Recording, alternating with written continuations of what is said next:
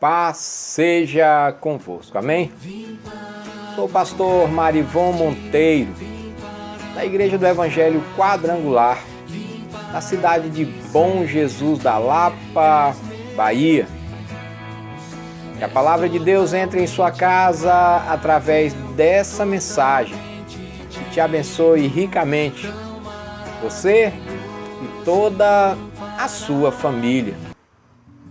O texto sagrado de hoje está em 1 Timóteo, capítulo 3, versículo 15.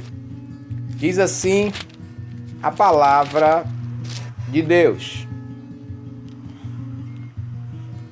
Mas, se tardar, para que saibais como convém andar na casa de Deus, que é a igreja do Deus vivo, coluna e firmeza da verdade. O apóstolo Paulo escreve ao seu copastor Timóteo, falando sobre bases e princípios nos quais pastores devem viver, diáconos, bispos e também a igreja do Senhor Jesus Cristo. Falando sobre a igreja do Senhor Jesus Cristo nesse nosso tempo, importante ressaltar alguns princípios que o próprio Deus deixou por sua infinita sabedoria. A igreja é o corpo místico de Cristo, do qual Cristo é a cabeça, do qual os crentes regenerados são os membros. Isso é a igreja do Senhor Jesus Cristo. A palavra grega é traduzida do termo grego eclésia, que significa chamados para fora. A igreja, de fato, é um organismo vivo, composto por todos aqueles que são chamados para fora. Dentre todas as nações, tribos, povos e línguas, para constituírem o povo eleito de Deus na face da terra.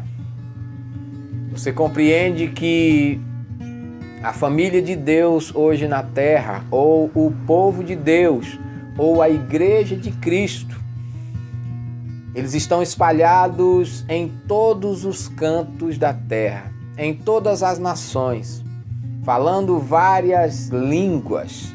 Esse é o poder do próprio Deus. Quando Jesus, antes de retornar para os céus dos céus, fala com seus apóstolos em Atos capítulo 1, dizendo: vocês serão as minhas testemunhas em Samaria, na Judéia e até nos confins da terra, nos lugares mais distantes da terra.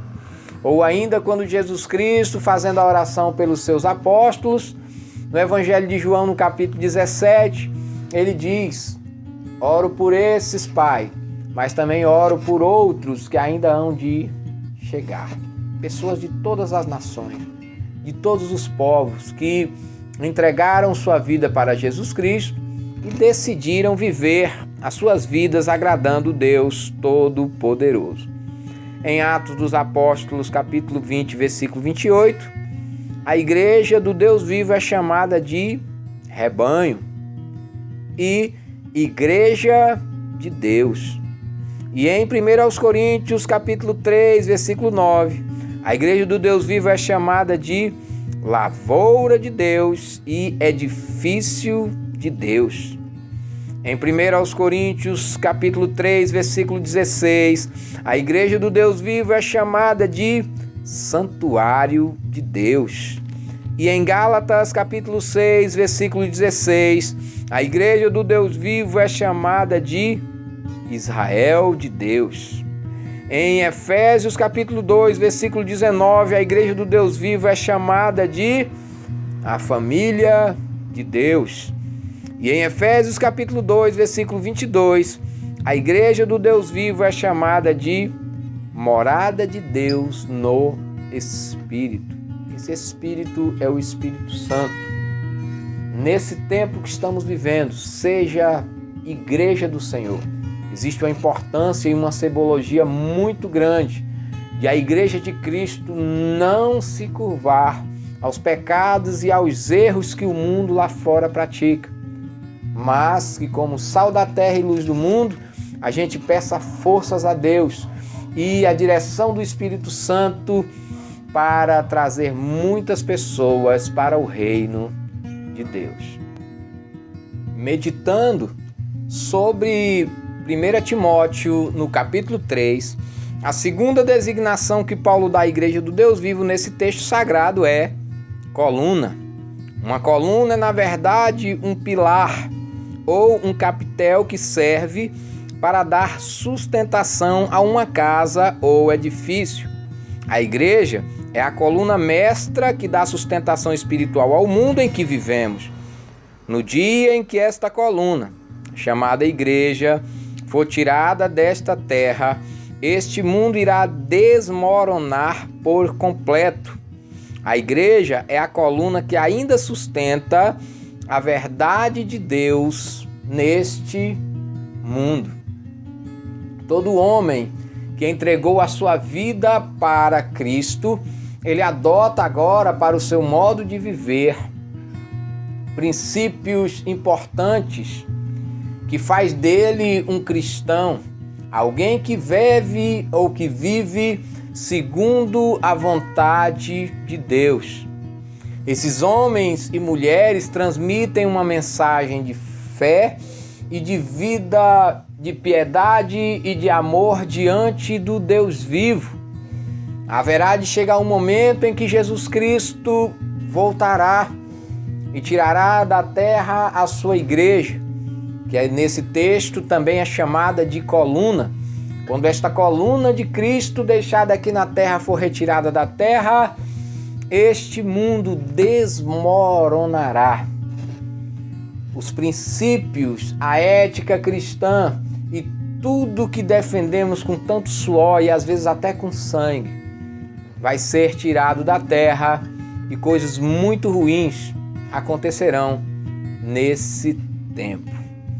De acordo com Gênesis capítulo 28, versículo 18, a primeira pessoa da Bíblia a levantar uma coluna para Deus foi Jacó. Depois da grande visão que teve em uma escada imensa que ligava a terra ao céu, Jacó se levantou de madrugada, tomou a pedra que havia posto por travesseiro e erigiu por coluna, e entornou azeite sobre ela.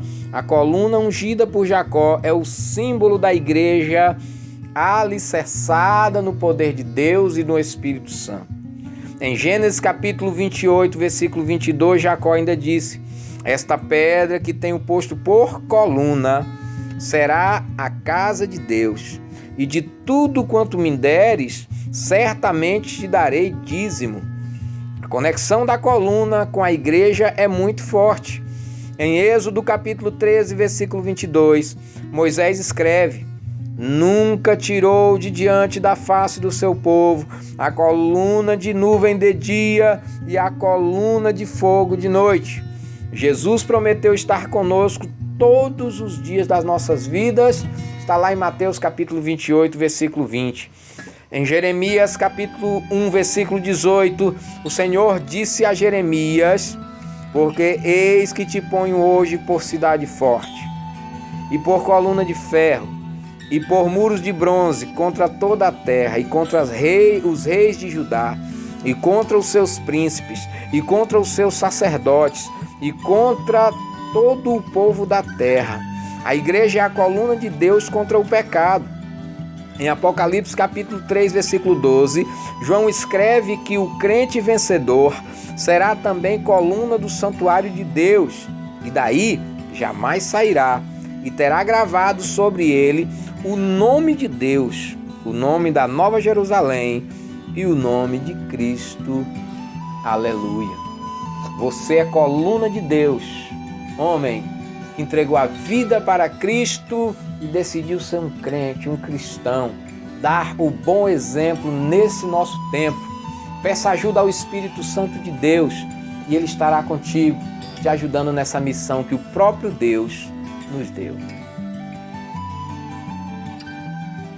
Continuando a meditação que fazemos através das Sagradas Escrituras, no texto lido de 1 Timóteo, no capítulo 3, observamos que a terceira designação que Paulo dá à Igreja do Deus Vivo nesse texto sagrado é firmeza da verdade.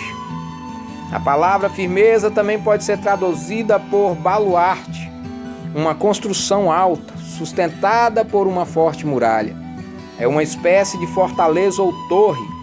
A Igreja do Senhor é este baluarte, firme, forte, edificado pelo Senhor, para que as portas do inferno jamais prevaleçam contra ela, como Jesus Cristo falou em Mateus capítulo 16, versículo 18.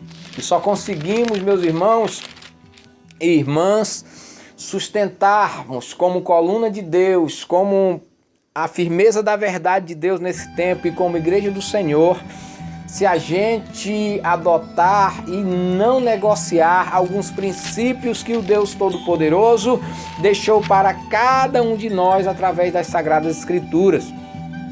Não teremos tempo para explanar sobre todos os tópicos, mas iremos fazer uma leitura de 1 Timóteo, capítulo 3, nós vamos ler do versículo ao 5. E você anote aí e veja pontos importantes, dos quais não podemos abrir mão. Ouça, 1 Timóteo, capítulo 3, versículo 2. Convém, pois, que o bispo seja irrepreensível, marido de uma só mulher, vigilante, sóbrio, honesto, hospitaleiro, apto para ensinar, não dado ao vinho, não espancador, não cobiçoso de torpe ganância, mas moderado, não contencioso, não avarento. Versículo 4. Que governe bem a sua própria casa, tendo seus filhos em sujeição com toda modéstia. Versículo 5. Porque se alguém não sabe governar a sua própria casa, terá cuidado da igreja de Deus? Vamos parar e pensar. Todo cristão, ele é um dos responsáveis pela obra de Deus aqui na terra. Somos nós que zelamos pela igreja do Deus vivo aqui na terra. Entendemos que quando adotamos princípios citados aqui na Bíblia como ser marido de uma só mulher, ou se é mulher, ser esposa de um só marido, estamos sustentando os pilares de família que Deus deixou.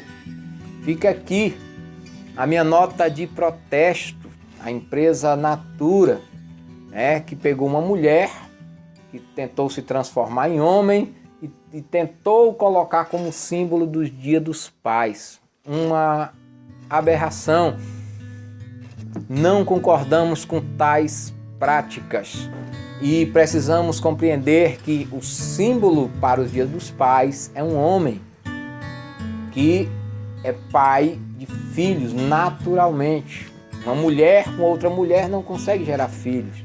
Como é que uma mulher vai ser símbolo do Dia dos Pais porque mandou amputar os próprios seios e fez lá mais algumas cirurgias, o que não me interessa. Mas o que me interessa saber é que esses princípios de Deus estão querendo destruir. E nós, como a Igreja do Deus Vivo aqui na terra, não vamos permitir e vamos lutar com nossas forças até aquele grande dia, o dia do Senhor. Todo cristão precisa ser irrepreensível.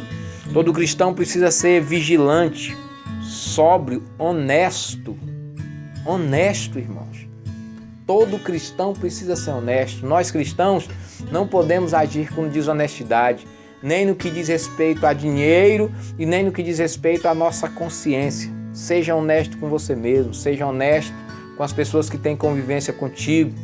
Seja honesto com Deus, porque se você tentar ser desonesto, Deus vai saber que você está sendo desonesto. De Deus ninguém esconde nada.